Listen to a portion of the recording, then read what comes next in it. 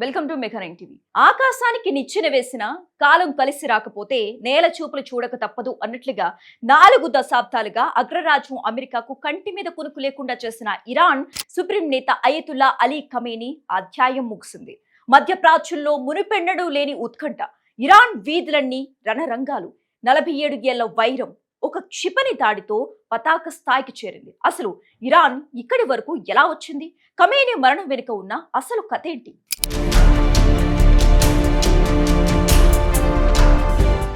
చరిత్ర పుటలను ఒక్కసారి వెనక్కి తిరిగేస్తే మొదటి కోడి కూతకే వినాశనం మొదలైనట్లు 1979లో ఇరాన్లో వచ్చిన ఇస్లామిక్ విప్లవం అమెరికా ఇరాన్ సంబంధాలను శాశ్వతంగా మార్చేసింది. అప్పటి వరకు అమెరికాకు మిత్రదేశంగా ఉన్న ఇరాన్ ఒక్కసారిగా బద్ధ శత్రువులుగా మారింది.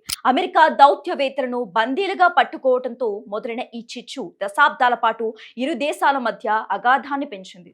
అడవికి నిప్పంటుకుంటే గాలి తోడైనట్లు అప్పుడే అమెరికా గూఢాచారి సంస్థ CIA ఇరాన్ ప్రభుత్వాన్ని కూలదోయటానికి తన వ్యూహాలకు పదును పెట్టింది. కానీ ఖమేనీ నాయకత్వంలోని ఇరాన్ ఆ వ్యూహాలను చిత్తు చేస్తూ నిలబడింది.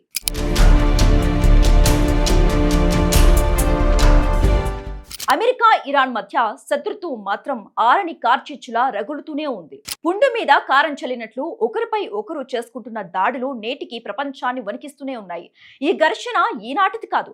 1979 ఇరాన్ ఇస్లామిక్ విప్లవం ఈ వైరాన్ని రాజేస్తుంది. అప్పట్లో అమెరికా దౌత్యవేత్తలను ఇరాన్ విద్యార్థులు బందీలుగా పట్టడం అమెరికా ఆత్మ గౌరవాన్ని దెబ్బతీసింది. చేతులు కాలిన తర్వాత ఆకులు పట్టుకున్నట్లు బందీలను విడిపించేందుకు అమెరికా చేపట్టిన ఆపరేషన్ ఈగిల్ క్లా ఘోరంగా విఫలమైంది. ఇసుక తుపానుల రూపంలో ప్రకృతి కూడా ఇరాన్ కి సహకరించడం అమెరికాకు ఒక పీడకలగా మిగిలింది. CIA ఎన్ని కుట్రలు పన్నినా ఖమేనీ నాయకత్వాన్ని కదిలించలేకపోయింది. చివరికి ఇరాన్ ఇరాక్ యుద్ధంలో సద్దం హుసేన్ కు మద్దతు ఇచ్చి ఇరాన్ ను ఆర్థికంగా దెబ్బతీయాలని చూసినా ఇరాన్ మాత్రం వెనక్కి తగ్గకుండా నిలబడింది.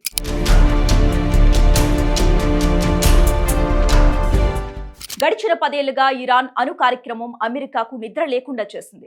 ఇరాన్ అణుబాంబు తయారు చేస్తే ఇస్రాయెల్ ఉనికికే ముప్పు అని భావించిన అమెరికా మోసాద్ సాయంతో ఎంతో మంది ఇరాన్ అణు శాస్త్రవేత్తలను చంపేసింది. స్టాక్స్ నెట్ వంటి కంప్యూటర్స్ వైరస్ తో సైబర్ దాడులు చేసి ఇరాన్ పరిశ్రమలను స్తంభింపచేసింది. వీటితో పాటు కఠినమైన ఆర్థిక ఆంక్షలు విధించి ఇరాన్ చమురు వ్యాపారాన్ని దెబ్బతీసింది. ప్రస్తుతం డొనాల్డ్ ట్రంప్ నాయకత్వంలోని అమెరికా ప్రభుత్వం గరిష్ట ఒత్తిడి అనే మంత్రాన్ని ప్రయోగించింది. ఇరాన్ లోపల నుంచే విచ్ఛిన్నం కావాలని అమెరికా భావించింది. దానికి తగ్గట్టే గత 2 ఏళ్లుగా ఇరాన్ లో పరిస్థితులు దారుణంగా మారాయి. నిత్యావసరాల ధరలు ఆకాశాన్ని తాకటం, నిరుద్యోగం పెరగటంతో ప్రజల్లో తీవ్ర ఆగ్రహం మొదలైంది. హిజాబ్ నిరసనల నుంచి మొదలైన ఈ అసమ్మతి నేడు ప్రభుత్వ వ్యతిరేక ఉద్యమంగా మారింది. చెట్టు ముదరకు ముందే గాలివాన తగిలినట్లు ఇరాన్ పరిస్థితి ఇప్పుడు అగమ్య గోచరంగా మారింది.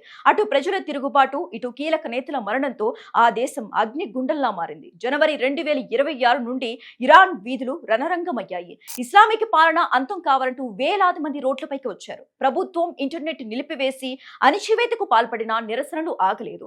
ఈ పోరాటంలో సుమారుగా 6,000 మంది ప్రాణాలు కోల్పోయారని అంతర్జాతీయ సంస్థలు వెల్లడించాయి. తాజా దాడుల్లో సుప్రీం లీడర్ ఖమేనీ సహా 40 మంది కీలక అధికారులు మరణించడం ఇరాన్ లో పెను శూన్యాన్ని సృష్టించింది. అంతర్గత తిరుగుబాటు, బాహ్య శత్రువుల దాడుల మధ్య ఇరాన్ ఉక్కిరిబిక్కిరి అవుతోంది.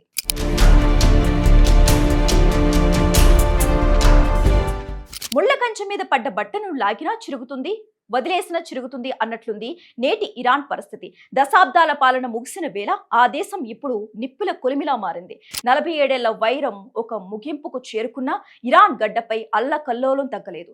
ఖమేనీ మరణంతో దేశం రెండుగా చీలిపోయింది. ఒకవైపు విషాద ఛాయలు అలుముకుంటే మరోవైపు వీధుల్లో నృత్యాలతో పండుగ వాతావరణం కనిపిస్తోంది. మధ్యప్రాచ్యంలో ఒకప్పటి తిరుగులేని శక్తి నేడు అటు బాంబు దాడులు, ఇటు అంతర్గత తిరుగుబాట్లతో అతలాకుతలమవుతోంది. ఈ మార్పు శాంతిని తెస్తుందో లేక మరింత విధ్వంసానికి దారితీస్తుందో కాలమే నిర్ణయించాలి.